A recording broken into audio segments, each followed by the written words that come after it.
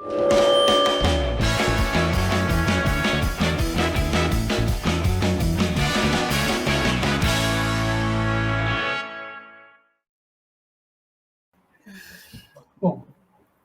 1, 2, começamos. Bom dia, tarde, noite, madrugada, pessoal, a depender do horário que você estiver assistindo.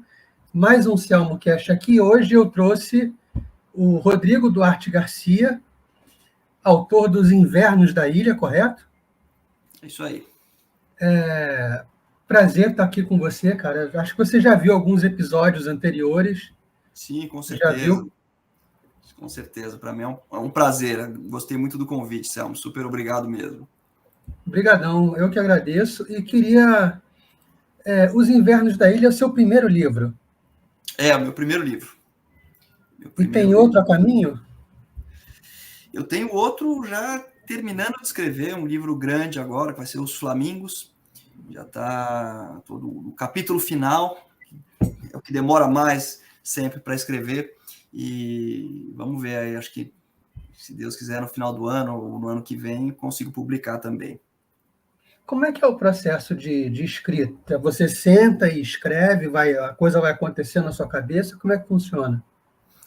Olha, tanto com os Invernos como os Flamingos agora, eu gosto de ter assim, tudo muito estruturado, fazer pelo menos um outline muito bom, assim, com sinopse dos capítulos e tudo.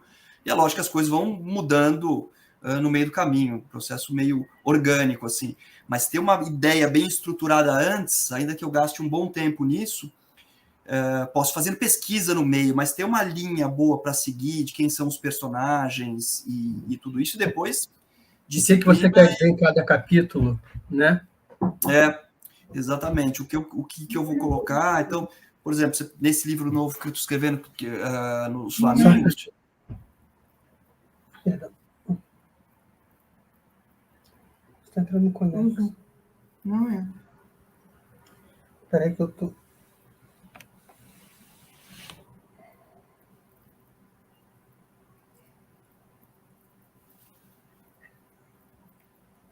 Só por si. Perdão, Rodrigo. Imagina. Não, outro tempo. Claro. Então, nesse livro novo, por exemplo, que eu estou terminando de escrever, são 4 histórias que vão se intercalando e depois elas se conectam, mas assim, uma em forma de cartas em 1798, uma em forma de diálogos passa no Pantanal em 69, outra que se passa nos tempos atuais, em 2011, na Revolução Egípcia. Então, outra em forma de entrevista de um boxeador brasileiro entre os anos 70 e até hoje em dia. Então, se eu não for estruturando isso muito bem em cada capítulo, antes eu me perco completamente. Mesmo estruturando, eu já me perco, então eu gosto de ser bem metódico com isso. Então você tem uma pesquisa por trás disso muito grande, né? Os Invernos teve uma pesquisa por trás. E esse também vai ter. Tem. Eu gosto assim, de fazer uma pesquisa no limite, de eu não falar muita besteira, mas também de não amarrar muito a criatividade. E de eu poder inventar o que eu quiser. Então, nos Invernos, por exemplo, eu quis criar uma ilha fictícia, apesar de toda a pesquisa, justamente para eu poder colocar os bichos que eu quisesse, as árvores e as flores, para que ninguém me falasse, mas não tem puma na ilha tal, no Chile. Bom, na minha tem e pronto. Né? Então, por mais que eu faça essa pesquisa mesmo, nesse que eu estou escrevendo agora, ele se passa na campanha de Napoleão entre Malta e o Egito, então uma parte dele, então fiz alguma pesquisa, mas não fiquei obcecado para pegar também cada detalhe, para me dar essa liberdade também de poder criar, escrever, inventar também, que eu acho que é uma das partes mais divertidas para quem escreve e para quem vai ler depois. Quando você vai criar, um escritor, quando ele vai criar uma história, ele faz antes de mais nada como se fosse uma biografia de cada personagem, uma ficha de cada um, a descrição. Existe isso? Eu gosto de fazer, e sem prejuízo dele mudando ao longo do tempo. Por exemplo, nesse novo livro agora, um dos personagens, eu tive que depois voltar e reescrever algumas coisas dele, porque eu percebi que eu fui mudando o jeito que eu queria, embora eu tivesse antes previsto. Olha, ele vai ser assim, ele tem esse tique, ele gosta de falar isso. E o contrário também, uma personagem que ela foi ganhando importância ao longo do livro. Eu falei, putz, seria legal se ela tivesse um passado numa seita. Então, putz, na adolescência, eu acho que vai ser legal ela ter tido uma experiência de uns 2 anos numa seita. Aí eu precisei adaptar umas coisas no meio do caminho. E por quê? Porque era divertido que ela tivesse estado numa seita e tinha algumas ramificações na história. Então, eu gosto de fazer essa base antes, o que vai ser esse personagem, mais ou menos qual que é o passado dele, uma ficha meio básica, mas que ela pode mudar no meio do caminho, e eu acho legal essa liberdade mesmo, para que mude, né, se você quiser, Sim, porque o autor, ele é, de uma certa forma, ele é um deus, né? Então ele muda a vida das pessoas, altera, mata e morre, ressuscita se quiser. Eu acho que essa é a parte mais legal de você ser autor, é que o cara está atravessando a rua e você decide jogar um raio nele e acabou, porque sim. Exatamente. É uma das partes mais divertidas mesmo, né? Então, de uma hora para outra, você decide esse destino dele. E não tem nada a ver com aquela coisa, os personagens ganham vida própria, besteira, tudo. Mas você mesmo brincar com eles, é um pouco o que você fazia na infância mesmo, de brincar com os bonecos e tudo, você criava histórias. Mundos, né? Então, eu gosto muito dessa parte mesmo. E até alguns jogos que a gente conheceu com o passar do tempo, tipo The Sims, eles brincam com isso. Você vai decidindo o destino das pessoas, você vai criando as histórias do seu jeito, o seu personagem trabalha nisso ou naquilo. Eu acho que a gente gosta muito, de alguma forma, todo mundo já foi autor de alguma coisa, né? Sem dúvida, sem dúvida. E esses jogos mesmo, cada vez mais, eles vão ficando mais realistas e com mais opções, né? Eu sei, o The Sims mesmo, do que era, sei lá, da minha época, que é um jogo antigo, eu vejo meus filhos hoje jogando atualmente, é ridículo que evoluiu, as possibilidades que eles vão dando, e você vê como isso continua tendo um apelo, uma coisa interna, assim, que acho que você falou muito bem, esse desejo da criação de alguma coisa fora de você, né? Você criar um mundo próprio seu, e a gente já tem alguns na literatura que se expandiram, não só na literatura, né, mas se expandiram muito, como o do Tolkien, o mundo do... Não é exatamente literatura, mas o mundo de Gene Roddenberry, que é a Jornada nas Estrelas, todos eles vão... Eu acho isso fantástico. Mas fascinante, né? Esses autores, e de fato, né, tem alguns autores que fazem da própria obra essa ideia. O Tolkien com aquela ideia de... Eu comecei pelo mapa, né? Você ter um mapa para espelhar esse mundo, esses autores que mergulham nisso. Eu tenho um fascínio todo diferente. Por isso, até nos invernos, eu fiz questão de que tivesse meu irmão que desenhou um mapa ali da ilha, que você pudesse criar. Eu acho que isso faz o leitor, o próprio autor, mas o leitor mergulhar naquele mundo de cabeça de uma maneira diferente. Eu me atraio muito por esse tipo de coisa. Você pode dizer que os Flamingos e os Invernos estão no mesmo universo, no mundo que você está criando, alguma coisa assim? Eu acho que sim. E eu faço questão absoluta. Eu já tenho mais uns 6 ou 7 livros programados em que eu vou deixando personagens nos livros que eu estou escrevendo que vão aparecer em outros que eu quero escrever daqui a 10 anos, por exemplo. Então, nos Flamingos, tem 2 personagens que aparecem em meia página, mas aparecem. Então, eu quero que esses mundos todos se conectem de alguma maneira.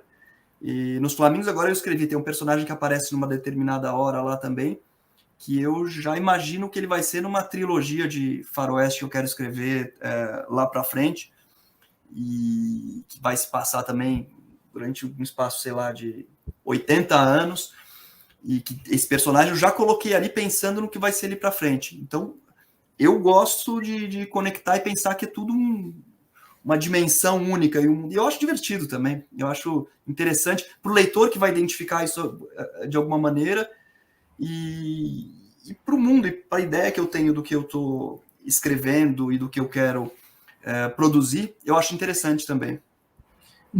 Na Pedra do Reino, do Ariano Suassuna, em uma página ou 2 aparecem o Chicó e o João Grilo. É parecido com o que você está fazendo, então? Sim. Eu acho que isso não é para ter também grandes significados profundos, mas pode ter algum significado ali, né? Você vê como que, de alguma maneira, as coisas se conectam. Nos próprios Flamingos que eu estou escrevendo agora, baseado em personagens femininos que têm a mesma idade ao longo de épocas diferentes. Então, uma certa permanência da natureza humana, a forma de lidar com a finitude, como certas coisas permanecem.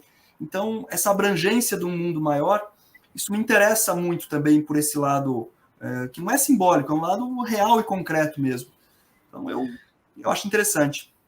Quando você fala em cartas no livro, na narrativa do livro, o que vem na minha cabeça na hora é o Drácula. A forma como o Drácula foi escrito. Sim. Talvez porque seja uma das poucas referências que eu me lembro no momento agora disso. Foi uma das suas inspirações? Ou teve outra com essa narrativa que te inspirou dessa forma? Nesse caso, nenhum romance epistolar específico, nem nada.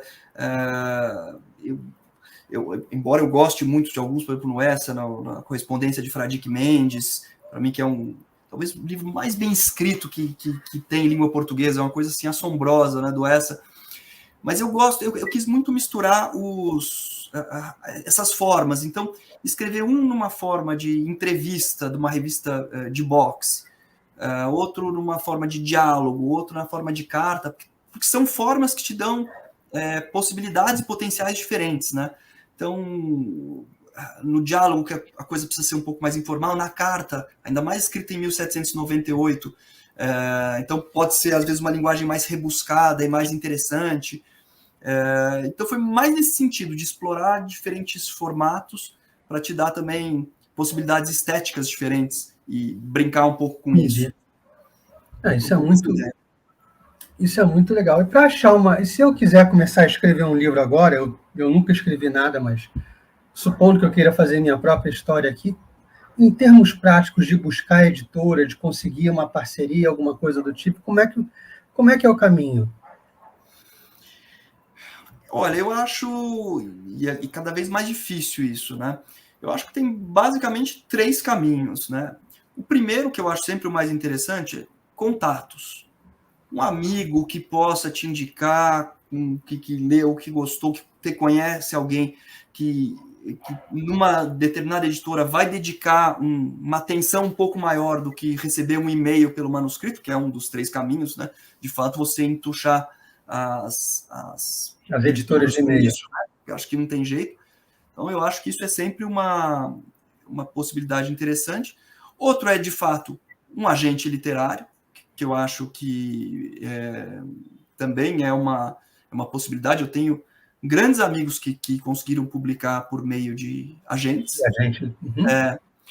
De agentes literários, e que normalmente não vão te cobrar nada de saída. Então, um escritor que quer começar, normalmente não precisa isso, ele vai cobrar lá na frente no êxito, se conseguir essa publicação, um pedaço do adiantamento, alguma coisa assim, né? E atrás dessas, eu tenho visto muitas editoras pequenas começando agora, buscando manuscritos, tudo. Eu acho que é uma possibilidade ótima, né? Porque cada vez menos eu acho que você depende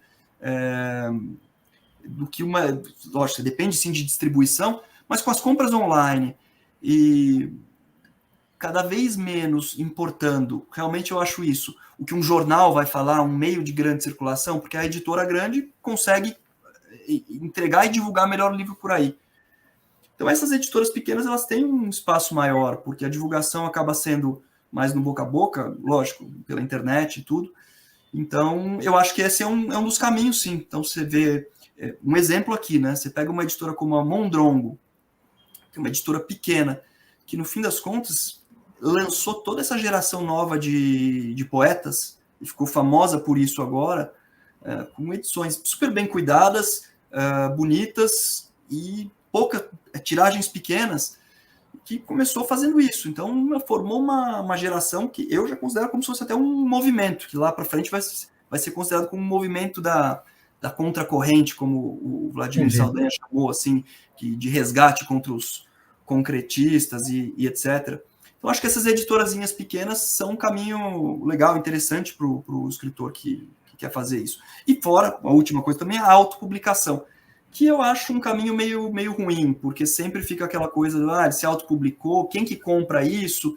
Talvez se você tiver já uma divulgação num blog, uma coisa mais já com o público, possa fazer sentido. Se não, eu acho que a chance disso acaba sendo de não virar nada muito para frente. Quando você pega o seu manuscrito e entrega para o editor, isso aqui é a minha história. Já aconteceu, você só tem um livro, né? Mas aconteceu de o editor chegar e falar, não, mas esse personagem aqui, essa ação não devia ser assim. A sua liberdade criativa foi ameaçada ou tolhida de alguma forma? Você foi obrigado a fazer mudança? Não fiz nenhuma mudança. Eu fui editado pelo Andreasa na Record, que ele se apaixonou pela história de cara. Eu até mandei as 60 primeiras páginas do livro. O livro não estava concluído. Ele leu do dia para a noite, me ligou no dia seguinte e falou, não, quero, quanto tempo você precisa para concluir o livro e vamos para frente. Quando eu mandei concluído, também não teve nada. Teve, assim, uma alteraçãozinha aqui ou ali dos revisores, assim, mas coisa muito pontual. Tipo, uma palavra que não altera o sentido do que você está dizendo. Exatamente, coisas assim, e sempre muito pertinentes, assim, um pessoal super competente e de muito bom senso. Então, não tive nada que eu precisei mudar, especificamente no meu caso, pelo menos, foi assim. Quanto tempo você leva, em média, escrevendo um livro? Se você começar a escrever uma história agora, ela deve ficar pronta quando? Olha, como eu acho que assim, a disciplina é super importante e uma das coisas mais importantes, mais assim, essenciais, na verdade, para você escrever é ter aquela coisa do não passar nenhum dia sem escrever uma linha ou um pouco. Eu tenho metas semanais e mensais, tá? Então, o que eu faço?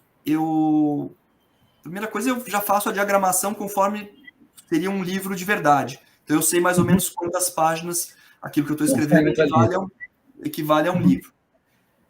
Então, a minha meta é sempre escrever 5 páginas por semana e 20, 25 páginas por mês, a depender disso. Então, se você pensar num livro nem sempre eu cumpro, claro. Então, por isso que até metas mensais são melhores. Às vezes eu passo, às vezes não. Então, a ideia é conseguir escrever 200 páginas no ano, porque você não consegue cumprir muito bem essa meta. Então, 1 ano e meio, em tese, daria para... Se eu já tiver com tudo estruturado, a partir do momento que eu estou com um livro inteiro, escrever um livro de 250 páginas, por aí, em 1 ano e meio, eu acho que é um prazo que eu me colocaria hoje no ritmo que eu tenho conseguido nos últimos 2 anos como algo razoável. Você se impõe uma coisa de todo dia eu vou escrever um tanto de linhas, uma página pelo menos por dia. Então, eu me imponho assim, essa tentativa semanal, porque vai ter dia que eu sento todo dia. Não vem nada. E é de manhã cedo. Não, até vem, mas às vezes eu fico parado num parágrafo só e não sai daquilo. Aí tem dia que flui mais do que isso. Mas eu sento absolutamente todos os dias, de manhã cedinho, antes eu sou advogado também, né? Então, antes de eu começar a trabalhar, normalmente, então bem cedo eu escrevo, e tento, assim, 45 minutos a 1 hora por dia, inclusive final de semana, até mais, né, no final de semana, todos os dias, sem exceção. Você sendo advogado, você deve ser da área, se você for da área civil principalmente, você está o tempo todo fazendo uma petição que conta uma história, né? E você está lidando com diferentes personalidades. Alguma delas te inspirou para botar no livro? Essa cliente aqui que eu tive tem um jeito tal de ver o mundo, tem um temperamento assim, eu vou botar num personagem. Você já aconteceu alguma coisa do tipo? Eu acho que acontece, mas o dia inteiro. Eu não separo muito só na profissão. É muito mais com as pessoas que você conhece, lógico. No meu dia a dia como advogado, aí você conhece um juiz que tem um tique ou que te trata de um jeito. Então, eu acho que o principal objeto mesmo do escritor é essa coisa da curiosidade e uma observação diferenciada a tudo que acontece o dia inteiro.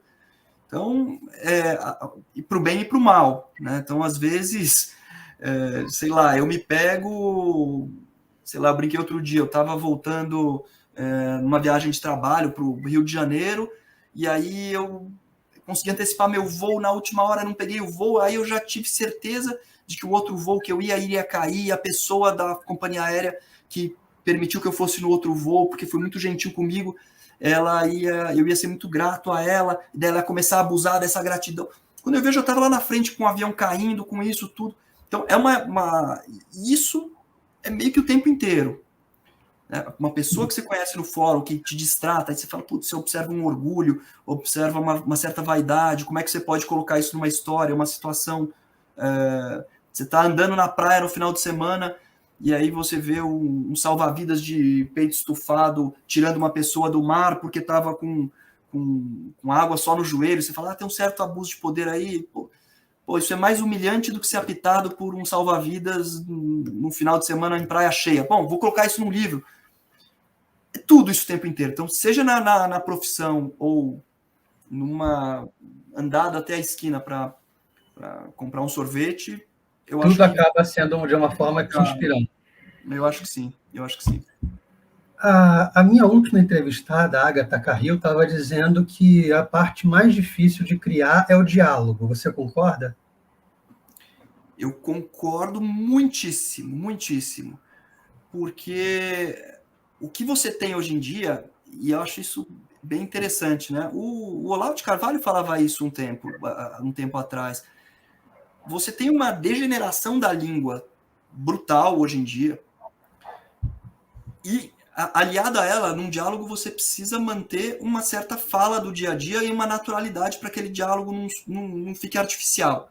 Então, como você conseguir conciliar essa degeneração meio bizarra da linguagem hoje em dia, né, que, sei lá, se conversa com um adolescente, ele não completa uma frase, cheio de... Então, você vai colocar isso num diálogo. Como transformar aquilo numa frase fluida, elegante, com ritmo, mas também com uma linguagem natural, mas que não seja... Então, você conciliar tudo isso é muito difícil. Eu acho para mim, uma das maiores dificuldades, e é uma das coisas que eu identifico lendo literatura nacional atual, como os maiores defeitos que tem em diversos livros. Diálogos que você vê assim, você fala, nossa, isso aqui é artificial, isso aqui... você vê que não tem uma naturalidade, e aí é uma falha estética da coisa. Então eu falo, às vezes, quando eu estou escrevendo o diálogo, eu leio em voz alta, eu tento... reescrevo várias vezes, porque é uma dificuldade grande e eu identifico muito por causa disso. Eu contei para ela que um dos segredos dos escritores de histórias em quadrinhos, que eu estava lendo sobre isso uma vez, é ir para shopping, lugar público, ficar ouvindo conversa dos outros para anotar as expressões, anotar como é que as pessoas falam, as gírias e tudo. Eu acho que os escritores eles fazem isso de uma forma geral, né? Ficam de olho no que as pessoas estão dizendo para poder reproduzir com uma certa fidelidade. Ser um retrato. Sem dúvida, eu acho isso muito importante, né? Então, seja vendo, às vezes na televisão, esse convívio com pessoas de diferentes cidades, que estão em diferentes meios, né? Você ouvindo e tendo uma sensibilidade para puxar isso daí e um ouvido bom para retratar, né? Também não adianta você ouvir e ter todo esse contato e não conseguir filtrar para colocar na boca certa do personagem certo, que está no meio certo, para que aquilo também não soe artificial. Do mesmo jeito que quando você vê num filme ou numa novela, sei lá, que você fala, nossa, essa pessoa nunca falaria isso. Esse jeito é bizarro, é ridículo, né? Uma pergunta de quem leu o seu livro, não sei se é de fã, mas você tinha muita raiva do seu protagonista? Não, acho que não, ao contrário. Porque o cara, ele só vê as coisas que ele queria ter escapando, né? Tudo que ele queria, ele não... Eu fiquei pensando, cara, ele escreveu com ódio, assim... Não, eu um pouco uma jornada do anti-herói, né? Porque ele vai vendo as coisas não acontecendo, né? Então, esse arco dele não é um arco como você imaginaria de uma jornada do herói que vai passando pelas coisas.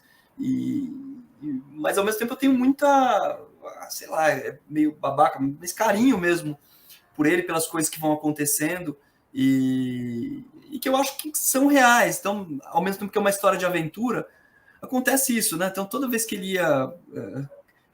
ele era ridicularizado quando tinha um contato com uma mulher então ele vai salvar a menina na praia, ele sai afogado do mar, salvo por ela, tomando 1 milhão de ondas na cabeça. A mesma coisa no mergulho que vai fazer com a outra. Então, tem todas essas situações que, ao mesmo tempo que são um pouco patéticas, elas são muito... acho que elas são muito reais, né? Muito reais e familiares, né? Para as pessoas como um todo. Então, acho que não tinha raiva, não. Só foi porque ele parecia, tipo, o cara não consegue nada. Ele tem os objetivos, ele quer isso, não consegue, quer aquilo, não consegue. Eu fiquei pensando, caraca. Mas é um livro legal, é uma aventura legal. E assim, sem dar spoiler, mas como é que eu vou dizer isso? Tem um último objetivo, assim, que ele também não consegue, e isso me lembrou um filme do Indiana Jones. Quando você vê os extras do filme, os produtores falam, e assim a gente conseguiu que ele não tivesse o objeto na mão, o Santo Graal, no caso do filme. Era importante para os produtores que ele não levasse o Santo Graal para casa, que o Santo Graal fosse perdido. E é um tipo de raciocínio que, cara, eu nunca consegui entender, porque eu estava torcendo para ele pegar aquela merda e levar embora. Sim. E os produtores falam, mas a gente se livrou e tal, o importante era a relação com o pai. Tá, mas não dava para ter as duas coisas? É meio complicado para mim entender algumas coisas ainda, talvez como fã, como leitor, não sei. Eu acho que, assim, para mim, ali era importante que eles encontrassem o objetivo final, mas que também eu gosto muito dessa coisa também, sem spoilers, muito assim, mas de mostrar uma certa impermanência. Porque se você pensar assim, mesmo no mosteiro, né, é uma coisa ali que é a permanência por excelência mesmo. Aquilo que foi construído não sei há quanto tempo, e aquilo, de repente, do dia para a noite, tudo pode ruir, tudo pode mudar e acabar. Um tesouro também, você encontra, mas uma hora está com você, uma hora não está. Então, essa impermanência do mundo, como um reflexo da própria condição humana, do que a gente eu também queria deixar um pouco por aí. E colocando com uma imagem final ali da única coisa que não é impermanente, né? Uma realidade superior e tudo mais. Então, eu tentei trabalhar com tudo isso de uma maneira não só simbólica, mas concreta também, com essas ideias. E você pegou essa aventura dos invernos, você pegou de um caso, adaptou de um caso que já existia, né? Aquele barco já existia, o navio, aquela caça ao tesouro existia na vida real, e você só deu um final fictício possível. Eu achei... Porque eu descobri essa ilha, que é uma ilha que até inspirou o Moby Dick, que é uma ilha na costa do Chile, que é a Isla Mocha, que eu estava num site um dia de surf, eu gosto de surfar, e eu vi essa ilha que era linda, porque ela tinha as areias brancas, mas ela era fria no Chile, tinham cavalos, assim, uns pastos em volta. Eu fiquei encantado, falei, queria escrever alguma coisa com uma ilha parecida. E aí eu descobri que esse corsário holandês, o Olivier Van Noort, tinha passado por lá. Daí eu fiquei fascinado com isso, eu comecei a ler as histórias dele. Eu peguei o facsímile da edição de 1612 da livraria, na Biblioteca do Congresso americano, e traduzi esse diário do francês antigo, assim, um negócio difícil de ler até, porque era o facsímile. E eu descobri essa história, então, que ele tinha capturado um navio espanhol, que era esse Buen Jesus, e o capitão, sabendo que ia ser capturado, jogou todo um tesouro enorme no fundo do mar para não ser capturado. E aí ele não fica sabendo disso, e só posteriormente a história conta que isso aconteceu. E até hoje, o fato é esse, ninguém jamais encontrou esse tesouro no fundo do mar. Isso é real, Eu até pesquisando aí descobri que tinha um cara que ficou sabendo de algum documento na Companhia das Índias Orientais, ele descobriu de uma localização possível desse negócio e estava tentando um financiamento para ir atrás desse tesouro. E eu falei, pô, esse cara não pode achar, senão vai acabar com a minha história aqui, espero que ele não encontre. E então, a partir disso, eu falei, pô, mas e se eu partisse dessa história?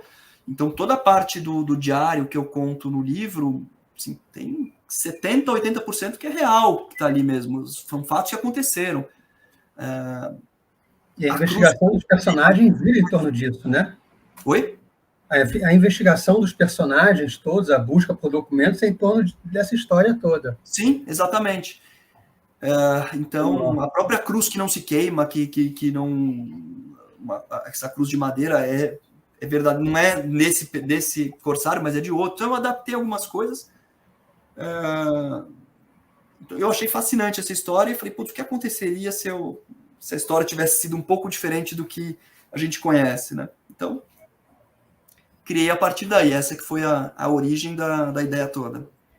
Isso foi muito legal. Eu gostei bastante quando eu li a investigação de todos eles, a busca as viagens e tudo, né, as caminhadas.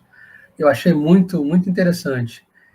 Como é que você... Deixa eu entrar agora nas perguntas mais ou menos de sempre do Selmo Cash. Como é que você era tratado na sua casa a leitura? Seus pais incentivavam você a ler? Ou esse incentivo nunca houve? Teve um convidado aqui que falou que o único presente que ele podia pedir sempre era livro. Brinquedo, no entanto, mas livro à vontade. Isso também sempre foi na minha casa, especialmente com meu pai. Meu pai era um grande leitor, minha avó também. Então, assim, eu tinha uma biblioteca do meu pai, era extraordinária e eu sempre li muito e era uma coisa muito natural na minha casa. E era isso também. Meu pai tinha uma frase assim, livro não se nega. Então, qualquer livro que eu pedisse era 100% liberado, sem nenhum limite. E eu lembro que, além disso, era assim, era todo final de semana a gente saía numa livraria e eu podia escolher um livro sempre. Eu lembro de ficar assim naqueles... lógico, moleque, assim, literatura policial que eu adorava, e ficar aquelas lombadas todas da Agatha Christie, escolhendo e lendo as orelhas para ver qual que eu ia escolher, porque toda semana eu comprava um livro novo da Agatha Christie. Uhum. E naquelas edições da Nova Fronteira, que até hoje eu tenho uma memória afetiva com aquelas edições. Então, sempre foi uma coisa na minha casa muito presente, especialmente com meu pai. Como é que seu pai tinha uma biblioteca legal, mas como é que isso atrai uma criança? Porque você era uma criança e provavelmente tinha videogames em volta, tinha desenhos animados que eram muito legais, brinquedos que também eram muito legais, e você se atrai por livros. Como é que isso aconteceu? É até difícil de falar, porque desde que eu me lembro, eu tenho as memórias assim, eu imagino que seja assim, desde que eu era muito, muito criança, que eu ganhava livros e ficava olhando, desde as ilustrações, meus pais contavam história, e eu tenho assim as memórias desses livros, assim, desde o Isto ou Aquilo da Cecília Meirelles, aquelas ilustrações, aquela edição da Maria Bonomi, com as ilustrações, até livrinhos de histórias da Bíblia, assim, com aquelas ilustrações. Sei na cabeça, por exemplo, eu tentei até achar outro dia no estante virtual, que eu queria dar de presente, que era uma edição que tinha dos grandes exploradores ilustrados. E eu lembro, assim, as viagens de Cook, de Livingstone, assim, eu lembro, assim, de umas ilustrações na África, com umas cachoeiras, tudo aquilo, para mim, criava um mundo, assim, fascinante. Eu tinha aquelas vitrolinhas com disquinhos que contavam história, eu ficava ouvindo. Então, era muito natural passar daquilo para os livros.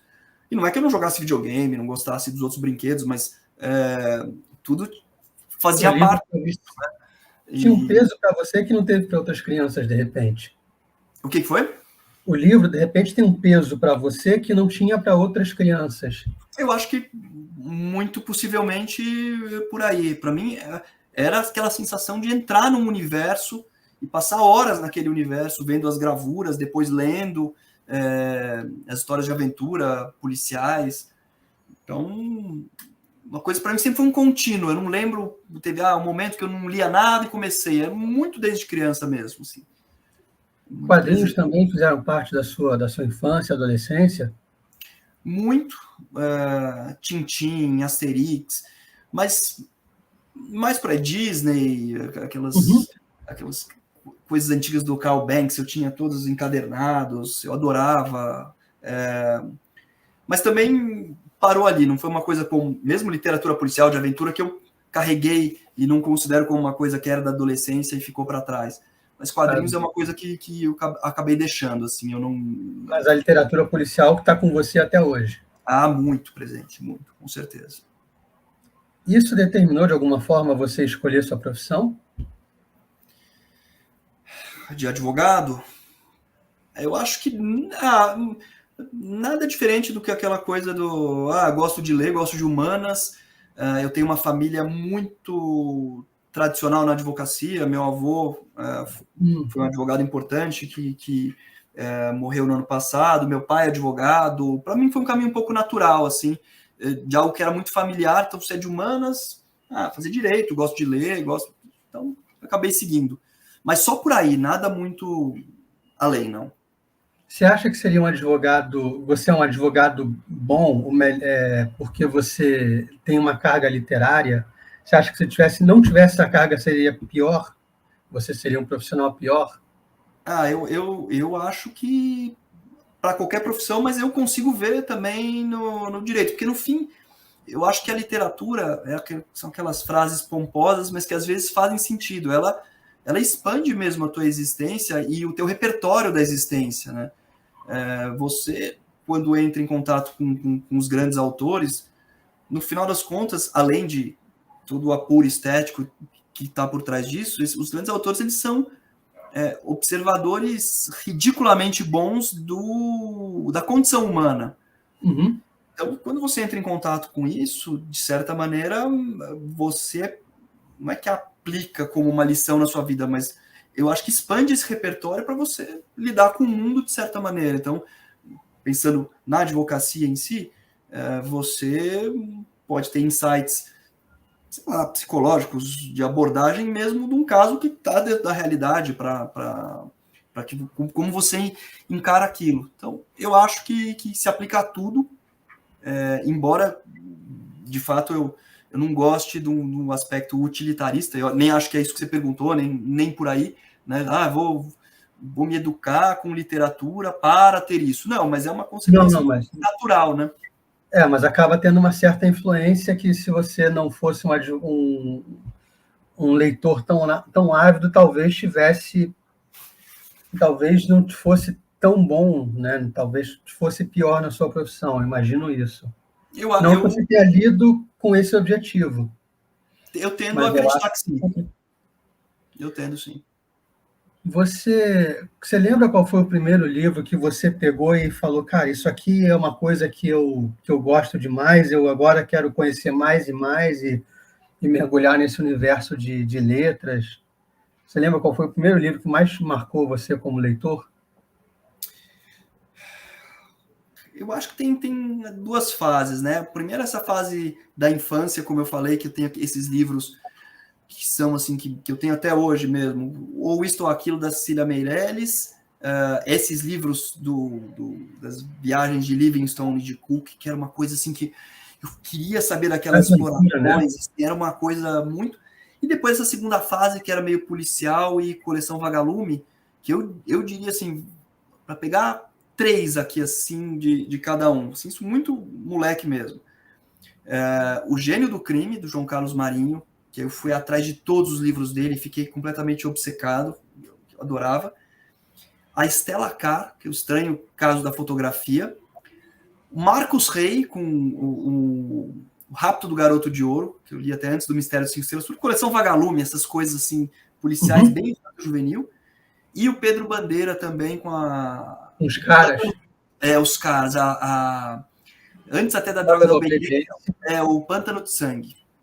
Então, para mim, isso, assim, aquilo, assim, eu fui procurar tudo de cada um desses autores, fui ler, assim, isso tendo, sei lá, 11 anos, 10, 11 anos, para mim isso, eu lembro muito, assim, de querer, mas era aquela experiência literária que também não é aquela coisa, agora eu quero entrar nas letras ou na literatura, era muito mais, assim, sei lá, essa sensação é muito boa, tá nesse universo, mergulhar no universo desses personagens é muito bom, eu quero passar mais tempo com eles, quero conhecer mais deles, então vou procurar outros livros desses mesmos escritores, com esses mesmos personagens, que é um pouco uma experiência literária real e não afetada, né? Até o C.S. Lewis fala no experimento da crítica dele, né? Muitas vezes essas pessoas meio afetadas e críticos afetados esquecem dessa experiência prazerosa mesmo da literatura que está no centro de tudo. Se ela não existir, né? Para com tudo. Quando eu li Os Caras na escola, Droga da Obediência, eu fui atrás dos outros e falei, não quero ler só a Droga da Obediência, quero ler os 4. Agora são 5, mas eu queria ler os 4. Então, eu acho que é bem parecido com o que você viveu. Mas como é que você chega? Você está nesse Pedro Bandeira, a coleção Vagalume, que quando lançou realmente, eu acho que a coleção Vagalume está na memória afetiva de muitas pessoas, né? Muitas. Eu não sei se na sua época os seus colegas eram todos aficionados, mas eu vejo muita gente até hoje se referindo a isso. Como é que você chega do Pedro Bandeira, você vai depois para Machado, para Dostoiévski, esse pessoal mais clássico? Eu acho que é uma consequência um pouco natural, e eu faço a ligação ainda do prazer estético. Você vai apurando, de certa maneira, né, a sua educação, a sua formação da imaginação. E lógico, que algumas coisas do passado vão ficando como muito infantis, de repente algo que você ganha de presente um livro, você gosta que, isso aqui é bom, isso aqui... E nunca, pelo menos para mim, muito a ver com a escola. Sempre as leituras da escola, mesmo obrigatórias, sempre foram muito assim, eu lia na véspera, alguma coisa meio correndo, assim, normalmente a tendência, eu acho que é mais desincentivar do que, sei lá, formar esse gosto um pouco. Então, embora, por exemplo, agora dizendo até, vou me desdizer, eu lembro assim de com 12, 13 anos, a professora da Cartomante do Machado para a gente ler na escola e eu ficar fascinado com aquilo, com o jeito que aquilo era escrito, por ter uma história de morte, lógico, né, uma história interessante. Então aquilo, daí falei, bom, quero ler mais disso. Então algumas coisas, eu acho que são muito assim... pontuais que vão acontecendo, um livro que você ganha de presente, aí você ouve alguém que você admira, né? Essa coisa meio da imitação, meio mimética mesmo, de você ver alguém, putz, eu quero ser que nem esse cara, e esse cara tá falando que esse livro é legal, eu vou ler. Nossa, que legal, minha avó falando com tanta brilho nos olhos desse livro, isso aqui talvez seja bom, eu quero ser... Eu acho que tem um pouco dessa explicação, né? Então, eu acho que não é um fator único que fala, então daqui para frente, deixa eu ver qual é o cânon clássico e eu vou ler esses autores. Uma coisa vai puxando um pouco a outra, e aí você começa a ramificar, e aí teu filtro vai ficando melhor, né? Algumas coisas você começa a distinguir o que é bom, o que não é, e vai formando um pouco o teu gosto também. Teve algum personagem que te marcou mais como leitor? Que você quisesse ser parecido, cuja característica você queria imitar, alguma coisa do tipo? Eu não sei se queria imitar, mas... bom, querer imitar, eu não tenho dúvida nenhuma, em primeiro lugar, os grandes detetives, né? Eu acho que isso era... Putz, eu lembro até hoje, eu com 12, 13 anos, eu montei uma agência de detetive com meu irmão, baseado no... E tinha um teste para quem quisesse entrar, que tinha que passar pelo métodos dedutivos. Então, assim, eu queria ser o Sherlock Holmes de qualquer jeito. Poirot, menos. Eu gostava até mais da Miss Marple do que do Poirot. Depois o Nero Wolfe, Então, assim, eram personagens que uma admiração assim, absurda, né? E que esses, assim, são admirações que foram mantidas. E depois disso, eu acho que você pegar personagens fortes, né, como o Capitão Ahab em Moby Dick, os personagens Natasha no Guerra e Paz, os personagens do Essa, aquela coisa que você despreza um pouco, mas também você queria estar num salão daqueles conversando, conviver, os personagens do Woodhouse também, você daria um dedo mindinho para estar lá no Blandings Castle, como a gente até estava conversando outro dia ali, de conhecer o Lord Emsworth. Então, assim, tudo isso, assim, eu gosto de pensar nesses personagens como pessoas que você, de carne e osso, que você conheceria. Não sei se para imitar, quero ser como eles, isso eu acho que é uma coisa mais adolescente, mas de personagens que o Lampedusa que dizia, né, para que ele daria dedinhos da mão para conhecer o Falstaff no Shakespeare na vida real. Uhum. Eu vejo muito a relação com a literatura como essa, né? Você sente ciúmes, você sente saudades. Para mim, dos maiores elogios que você tem, que eu já tive no meu livro, são quando as pessoas falam assim, nossa, eu sentia saudade dos personagens quando eu não estava lendo, eu me apaixonei pela Cecília, fiquei com ciúmes dela quando o fulano deu em cima e tudo mais. Eu acho uma relação, esse tipo de relação que eu busco na literatura e que eu acho interessante que eu possa criar que os leitores também tenham com os meus livros. Porque eu pergunto isso porque eu teve uns convidados que falaram o seguinte, cara, eu queria ser igual ao Gandalf, porque ele tem o Gandalf do Senhor dos Anéis, ele tem sempre a palavra certa para as pessoas. A maior mágica do Gandalf seria essa, quando alguém precisa de um conselho, ele sabe o que dizer. Interessante isso. Interessante. O Tolkien tinha muito isso, e é legal, né, que ele não criava isso como um personagem que tinha esse estereótipo e era uma caricatura. O Gandalf mesmo o Gandalf não é só isso, né? Ele tem tentações, né? Ele é um personagem complexo, ele criava isso de uma maneira interessante demais. E ele tem esse, entre aspas, superpoder, né, de saber o que dizer para as pessoas. Eu achei interessante isso. É interessante mesmo, é verdade. E uma outra falou que queria ser um outro personagem, que é aquele anão Gillen, porque o Gillen ele é um companheiro para toda hora, é um cara que está sempre do seu lado, sempre te prestando um auxílio.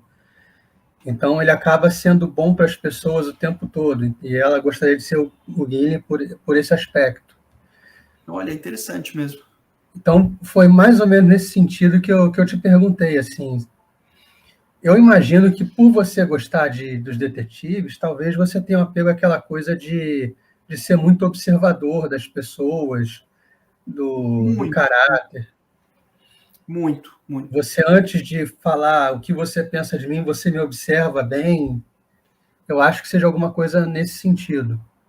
Eu acho que sim, faz sentido e de novo, isso para o bem e para o mal, né? Muitas vezes essa imaginação também desenfreada e essa observação te leva a pressupor coisas que não são verdadeiras, que você tem que sempre se refrear muito para não cometer injustiças, né? Mas é uma tendência, não tenho dúvida.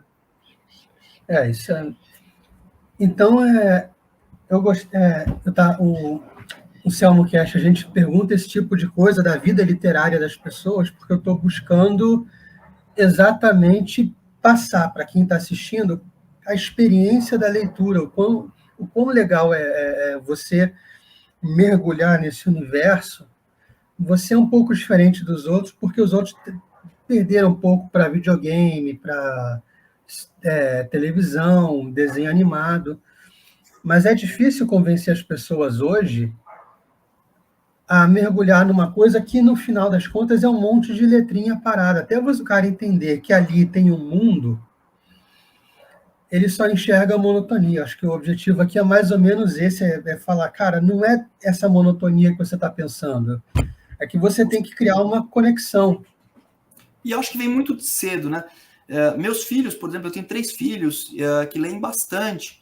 Até as pessoas perguntavam assim, mas da onde que vem isso? E é uma coisa que eu sempre falo, assim, primeiro lugar, contar histórias inventadas e de livros desde cedo. E depois, é uma dica que pode parecer meio autoritária assim, mas dar sempre 2 opções para eles. Então eu sempre falava assim, olha, sei lá, se eles iam dormir 8, eram pequenininhos, iam dormir 8:30 da noite. Chegava às 8, eu falava, bom, tá na hora de dormir, vocês podem escolher, ou vocês vão dormir direto, ou vocês têm meia hora para ficar lendo um livro. Uhum. Eu não conheço uma criança que vai escolher dormir direto, troca por qualquer coisa. E aí, bom, deixa eu ver. E aí, você aposta em livros, lógico, que vão encantar e tudo isso, e ela começa a descobrir que aquilo é uma coisa interessante, é exatamente o que você estava falando, né? Que não é, ao contrário de ser aquela monotonia, com livros certos e adequados para cada idade, aí tem um contínuo. E eu tenho, assim, pelo menos a minha filha mais velha hoje tem 14 anos, é uma leitora, assim, lê muito, muito, muito, muito, e isso desde pequenininha. Mas ela já lê coisas mais adultas, tipo um Machado, por exemplo? Ela lê, então, por exemplo, tá lendo Otelo agora, tá lendo Shakespeare, adorando, discutindo comigo, e eu falei, pô, mas você vai ler nessa tradução, olha isso. Aí eu escrevi tinha escrito um texto sobre Otelo, ela foi ler, aí discute, lê Harper Lee, lê muita bobagem, assim, de livros de também meio de adolescente, essas coisas todas assim, mas lê coisas muito interessantes, assim, tem curiosidade para tudo isso. Então eu fico muito feliz, assim, lendo Salinger, adorando, né? Foi ler Nine Stories, leu O Apanhador e adorou. Então, assim, eu fico bem feliz com isso e... Não, isso é muito, muito legal. O Otelo que ela lê é o texto integral, não é uma versão adaptada. Não, texto integral. Até eu estava lendo uma versão, e o Otelo, curiosamente, era para a escola, mas ela lendo fora, lendo aqui para a gente conversar, estava lendo uma versão integral em prosa toda, da LPM, que não é ideal, né? Você tem a tradução do Lawrence Flores Pereira pela Penguin, que é do outro mundo, mas tá valendo, vai lá ler e a gente conversar e tudo mais. Eu como pai, assim, fico super feliz. Você está falando de traduções, você tem traduções que você acha que a gente deve fugir? Como é que você identifica uma tradução que essa aqui não é tão legal, essa aqui não leia essa tradução que é ruim, que perde o sentido da obra, alguma coisa? Acho que depende muito do caso a caso, né? Essas traduções recentes que a Penguin tem feito, as de Shakespeare, sim, tão absurdas, né? Eu fiz até uma comparação com mais 2 outras edições, com a do Carlos Alberto Nunes e essa outra em prosa, do próprio Otelo. Assim, eu realmente acho que o que eles estão fazendo, o José Francisco Botelho e o Lawrence Flores Pereira trazendo Shakespeare, eles estão trazendo Shakespeare como uma obra autônoma para a língua portuguesa. Pode parecer uma coisa muito exagerada falar isso, mas não é. Então, eu acho para ir de olho fechado nessas traduções novas que a Penguin tem feito dos clássicos. Tem umas, assim, lógico, as mais antigas que a gente tinha dos russos, que eram traduzidas do francês. A versão que eu li, por exemplo, do Guerra e Paz, claramente você vê alguns termos em francês ali, ele vai te tutoar, como que foram assim muito afrancesados. Certamente há uma perda ali, embora eu não fale russo, dá para perceber. Você percebe que falta alguma coisa. Né? Você percebe que tem isso. Eu acho importante selecionar bem a tradução, mas desde também que não vire um fetiche. Você vê muitas pessoas na internet mesmo falando assim, não, mas então eu só vou... Está esgotada essa tradução aqui, que foi feita pelo José Everaldo Vieira em 1961, que está não sei o quê, então eu vou esperar. Pô, você não pode depender disso para ler as coisas boas também, né? Então... eu não sei se é fetiche, mas no caso da Ilíada e da Odisseia, eu estou lendo o Carlos Alberto Nunes, porque o outro, acho que é Frederico Lourenço, eu comecei a ler, eu não entendi nada. Eu falei, cara, eu sou muito burro. Eu sou um idiota. Eu adorei você falando isso, porque eu adoro as traduções do Carlos Alberto Nunes da Ilíada e da Odisseia, que são muito mal faladas hoje em dia, que as pessoas falam o contrário, elas falam que a do Frederico Lourenço, elas são mais difíceis, são muito mais fáceis e fluidas de ler. Mas eu adoro, eu acho que assim, essa tradução do Carlos Alberto Nunes em métrica, direitinho, fazendo ali, eu adoro, eu sou muito fã delas, assim. E eu tenho memória afetiva, assim, de ter lido essas duas. Então eu gosto muito. A que eu tenho aqui, tá ali na cama, mas a que eu tenho aqui é da Ed Ouro, que eu achei legal é que no final do livro tem meio que um glossário dos deuses e tal, dos lugares. Dá uma aprofundada na mitologia grega, na cultura grega. Eu achei isso, como eu sou ainda sou novato nessa questão, para mim foi muito, muito legal. Ajuda muito, né? Eu acho que essas edições dos clássicos, que tem uma maior quantidade de nota de rodapé, por exemplo, também ajudam muita coisa, né? Desde que sejam na própria página, porque não tem coisa pior do que nota no fim do livro. Eu tenho vontade de amaldiçoar até a 10ª geração do editor que põe aquelas notas no fim, que você precisa ficar indo e voltando. Nossa, eu odeio. Mas... E como é que... Diga. Não, mas eu acho muito útil. Eu adoro essa edição aí da de Ouro do Carlos Alberto Nunes. Acho espetacular. Como é que você vê isso aqui? Você é a favor? Você gosta? Você acha que não substitui o livro? Qual é a sua visão? Eu adoro. Tenho, não vivo sem. Eu lembro até hoje que eu fui, quando eu me formei na faculdade aqui, eu fui passar um ano sabático na França, né? Fui ficar em Paris. Fui escrever até escrevi eu achava que ia ser poeta, escrevi o primeiro livro de poemas lá, que depois nunca foi para frente. E eu lembro que eu levei 65 livros comigo na mala para ficar lá, né? Cara, hoje você tem isso, você tem muito mais. 800 livros aí dentro, né? Você ouve alguém falando na internet de algum livro, quantas vezes você não ouvia assim, nessa época que você ouvia o Olavo falando, ouvia alguém falando o livro, aí você encomendava, ia atrás, ia no sebo. Hoje você dá um clique, encomendava na Amazon, alguém que vinha de fora, você baixou o livro na tua frente, né? Eu acho que isso... Essa coisa, eu acho, usar de novo o fetiche, que essa coisa de... Normalmente, não é sempre, mas que quem fala assim, não, eu gosto mesmo é do cheiro do livro, de tatear, é pessoa que não lê coisa nenhuma. Porque quem gosta mesmo, vai pegar qualquer coisa. Você não troca essa facilidade por nada. O peso, né? Você pega aqueles livros desse tamanho para você ler deitado, tudo. Não dá. Você pegar a Revolta de Atlas, não dá, né? É verdade. Impossível, né? Aliás, eu não sei nem se a Revolta de Atlas cabe no elevador aqui do prédio, mas enfim. É um negócio gigante mesmo. O que você tem aqui na sua biblioteca particular? A maior parte é ficção, é direito? Não tenho nada de direito. Eu tenho a maior parte de ficção. E ela é toda organizadinha aqui. Eu não sei se vai dar para ver ela toda aqui. Até vou passar um pouco aqui. É bastante coisa. E eu tenho tudo organizado assim, em ordem alfabética, por gênero. Eu faço questão de deixar tudo super organizado, assim. Então eu tenho a maior parte de ficção. Tem bastante coisa de filosofia e religião também. Acho que em segundo lugar. Mas a maior parte ficção, prosa e poesia mesmo.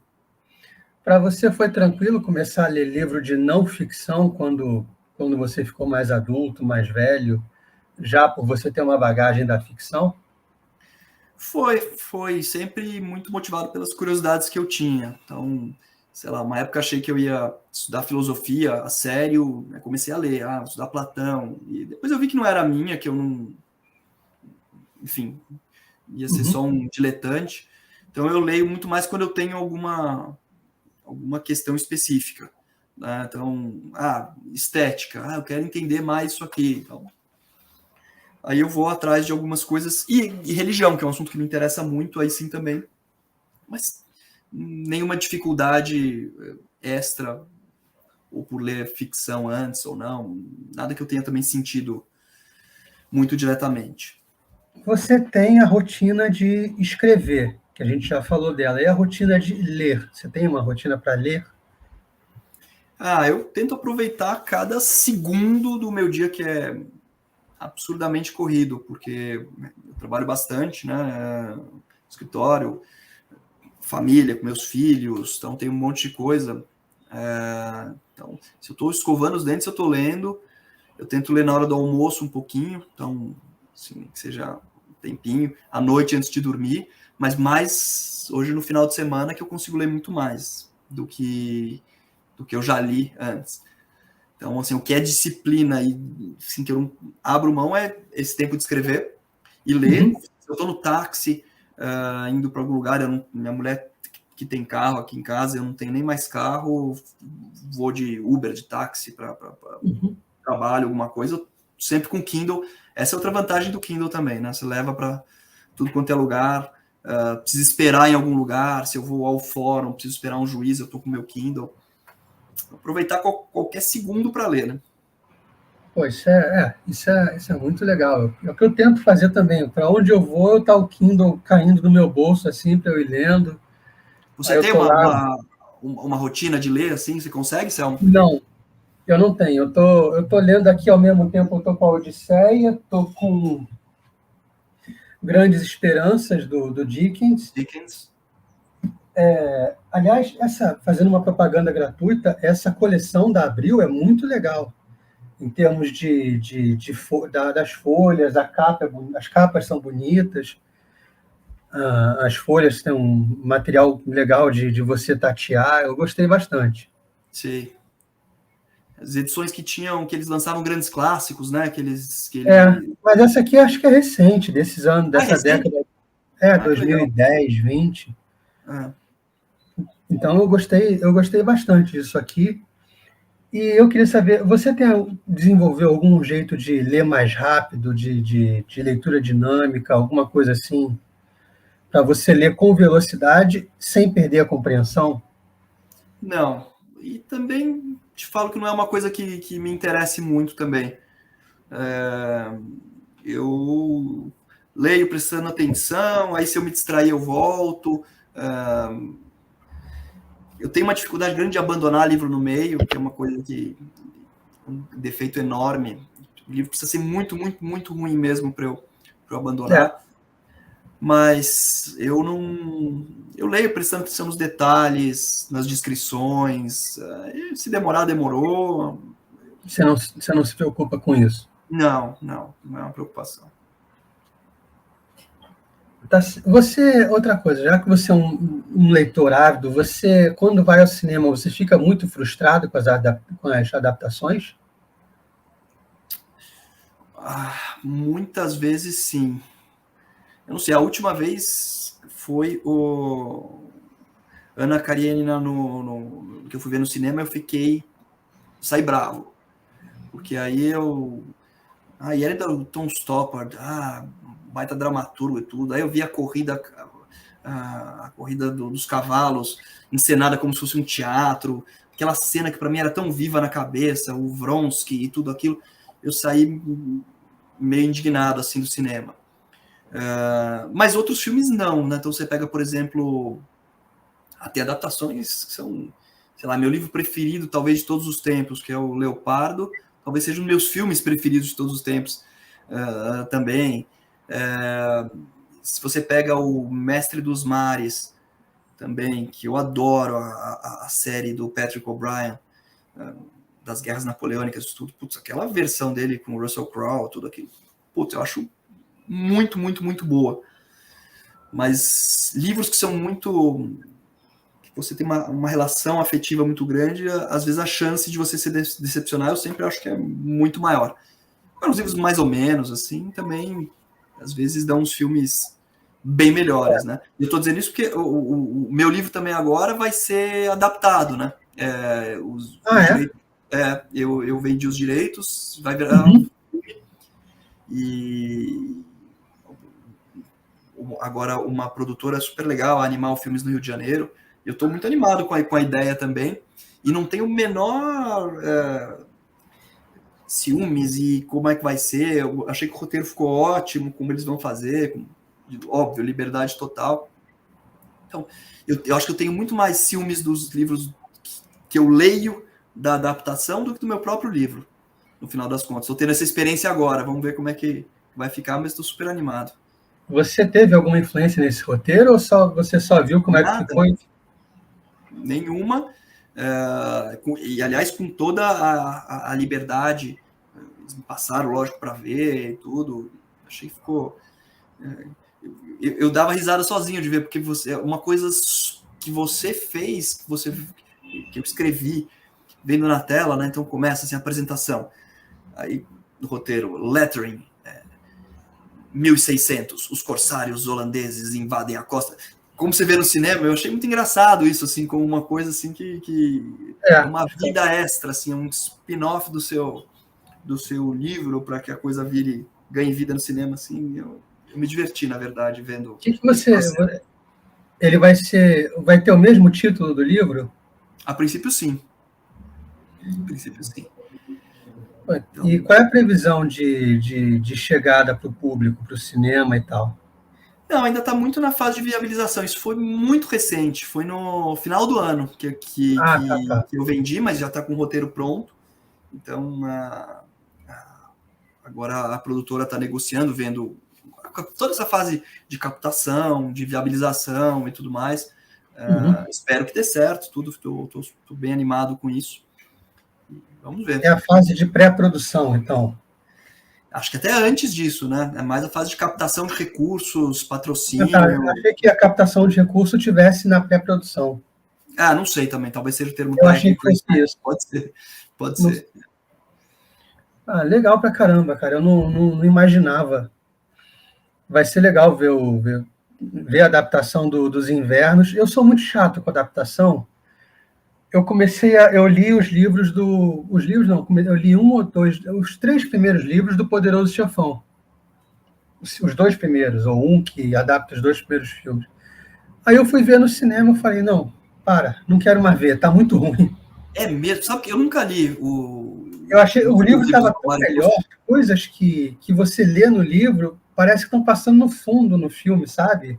Não, mas aquela cena de fundo ali não é assim.